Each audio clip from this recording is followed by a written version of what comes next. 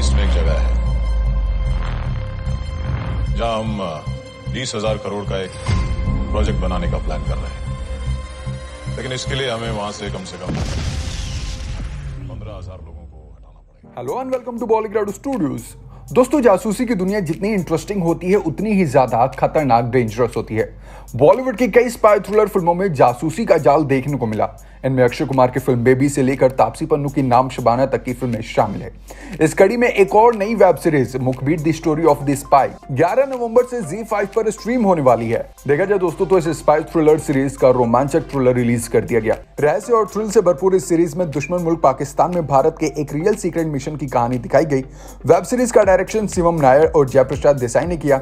इसमें प्रकाश राज, आदिल हुसैन, हर्ष छाया, जैन खान दुरानी और जोया अफरोज जैसे एक्टर्स नजर आएंगे। जैन खान दुरानी इस सीरीज के जरिए अपना OTT डेब्यू कर रहे हैं।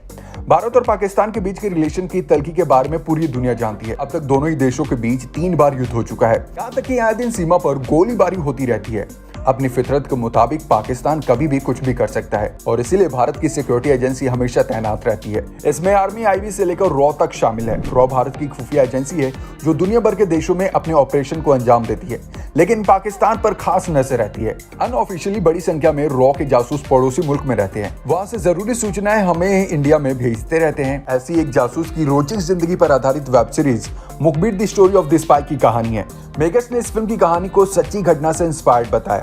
दोस्तों, ट्रेलर की बात करें इस वेब सीरीज के ट्रेलर की मुखबिर की, तो 2 मिनट 22 सेकंड के ट्रेलर की शुरुआत में 1965 के भारत पाक सीमा को दिखाया जाता है। इसमें बड़ी संख्या में घुसपैठिया हथियार से लैस होकर भारत की तरफ आते हुए दिखाई देते हैं। भारत की सुरक्षा एजेंसियों के प्रमुख तत्कालीन प्रधानमंत्री लाल बहादुर शास्त्री को पाकिस्तान के इस मूवमेंट के बारे में बताते हैं। सीरीज में एक्टर की बात करें तो जहां आदिल हुसैन ने IPS अफसर राम किशोरी नेगी का कैरेक्टर में नजर आएंगे, वहीं प्रकाश राज हेड बने खुफिया एजेंसी के और SK मूर्ति का रोल प्ले करते नजर आएंगे। जैन खान दुरानी ने जासूस कमरान बख्श, हर्ष छाया मेजर जनरल आगा खान, अतुल कुमार ने ब्रिगेडियर हबीबुल्ला, सत्यदीप मिश्रा ने आलमगीर, बरखा बिस्ट ने बेगम अनाड़ी, वहीं दिलीप शंकर ने कर्नल जयदीक और जोया अफरोज ने जमील का किरदार निभाया। प्रधानमंत्री सुरक्षा प्रमुख से पूछते हैं कि अपने देश के एजेंसी की इंटेल क्या है। इस पर राम किशोरी नेगी बताते हैं कि पाकिस्तान में भारत का कोई जासूस नहीं, इस वजह से दुश्मन मुल्क के मूवमेंट की जानकारी नहीं मिल पाती।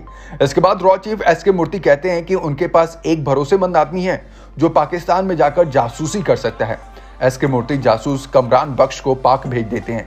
वो अपने नए नाम और पहचान के साथ पाकिस्तान में दाखिल हो जाता है। वहां जाने के बाद एक पाकिस्तानी लड़की के प्यार में गिरफ्त हो जाता है। इस वजह से अपना मिशन भूल जाता है। भारत में बैठे रॉ चीफ उसके पास कड़ा संदेश भिजवाते हैं, जासूसी के लिए कहते हैं। इसके बाद हरफानी जासूसी करने लगता है, वहां से सूचनाएं भेजने लगता है। इसकी भनक पाकिस्तान अफसरों को लग जाती है और इसके बाद अब क्या होता है ये जानने के लिए आपको इस सीरीज का इंतजार करना पड़ेगा।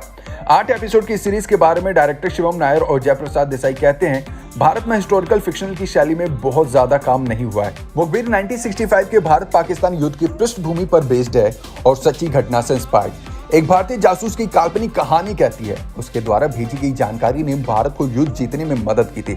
इसमें हर वो एलिमेंट मौजूद है जो किसी स्पाई थ्रिलर को बेहतरीन बनाता है। ये हम सभी के लिए वेब सीरीज बहुत खास होने वाली है और हमें उम्मीद है कि मुखबिर दर्शकों के दिलों को छू जाएगी, क्योंकि ट्रेलर तो यही कहता है चीख चीख कर कि ये वेब सीरीज बहुत ही कमाल की है। ट्रेलर बहुत माइंड ब्लोइंग है और अगर आप लोगों ने नहीं देखी तो जाइए देखिए। बहुत ही बेहतरीन ट्रेलर है और ये फिल्म 3 लैंग्वेज में रिलीज होगी।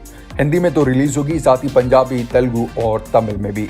अब देखना दिलचस्प होगा कि क्या क्या मुखबिर में हमें देखने को मिलता है। आपने ट्रेलर देखा या नहीं, और अगर देख लिया तो कैसा लगा फिल्म का ट्रेलर, नीचे कमेंट बॉक्स में अपनी अपनी राय जरूर शेयर करें।